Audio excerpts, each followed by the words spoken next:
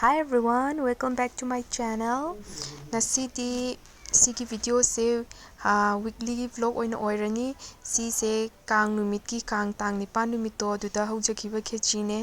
uti di yaudre mayam akoi se hakchang khara nuai tabduda ko aduda se khichdi leire kangau leire sta chana achobagi thongba leire mairen sak leire achar leire pakora leire mayam mathen se ambudi tawdre sidana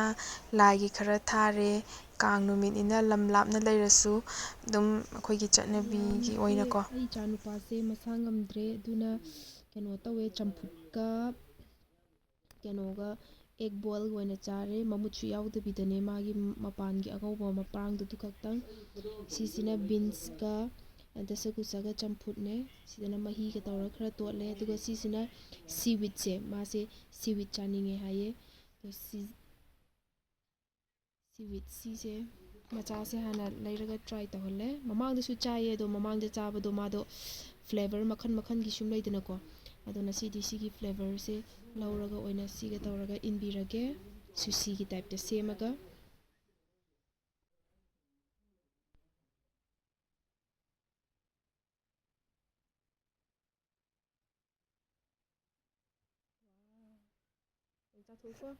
macha macha sitse sino oina fayebako chakomse dum chanba sisina nga yaibagi muka nga yaibado dugi manam namaga flavor magi seasoning matung ina yam lehawe adum angang machagidi sigi flavor sina achambane hai tare ko spicy ka amta yaudabida mase huji achamba kai ka chawo haina doctor na hairakpagi mase achamba sina morning gi breakfast ne cha nupa gi huji kan mase topa kai no chaidi sina fruits ne sina grapes leire apple leire mana tawraga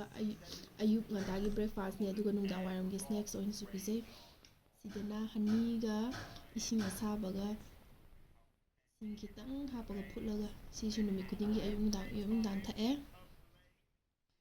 sidana aigi breakfast leire cha leire sisina bread leire gida kitang tauba aduga sidana butter hapaga gold bread ne se round bread char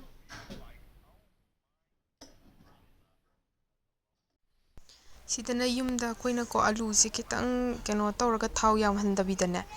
thumgase maming kaktagi hapaga alu se sum ngaubi bane kaigino haidi mase achapo kai kasu peke kai kagi su amta chadreba champhutka adagidi achamba ngakta sum haira khaka cha leirabani ne chak chabase kitang mangonda boring chudana ba haina khoida french fries ki type ta alu se kitang haubi bane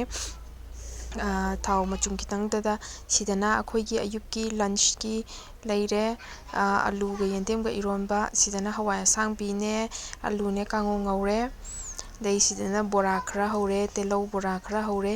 sisina akhoi gi ayuki chak sisina aigi chak lupne aise chaba haururabane bako mayam sina sisina nungdang wairam gine mukka nungdang wairam nasai ki breakfast ki pijakre adagidi pung baro nungthin nadagi kenoda mu chaka champhutka yerumga ngarang dinner pijaba dumai pijare aduga sisina huji nungdang wairamgi kenone hujikse mamdi mamme hujiki magi hujik pijanabane si apple ga grapes ga leire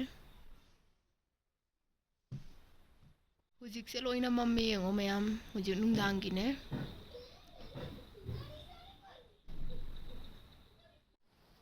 mayam akhoi si chanupa gi classmate ki moigi family gi quarter da koiba lakpane bako moina chak am chamina se haina khoi se lakpane dusi family quarter manung da ne nong su chure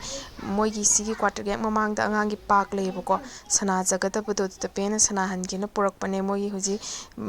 chuti thari bako school budi ka ba hodore du nong chubai maramna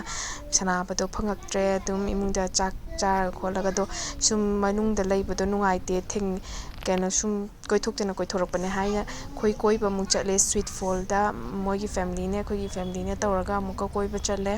koiba chatpase sije nong je makup chuibako deidi chanupa ne magi friend ne moigi mami papa ne duga akhoi ne pulapna tawraga sise ngahak tang yenge gari amada kaina ꯃꯌꯥꯝ ꯂꯩꯅꯦ ꯎꯅ ꯒꯥꯔꯤ ꯅꯠꯇꯦ ꯃꯤ ꯑꯝꯇ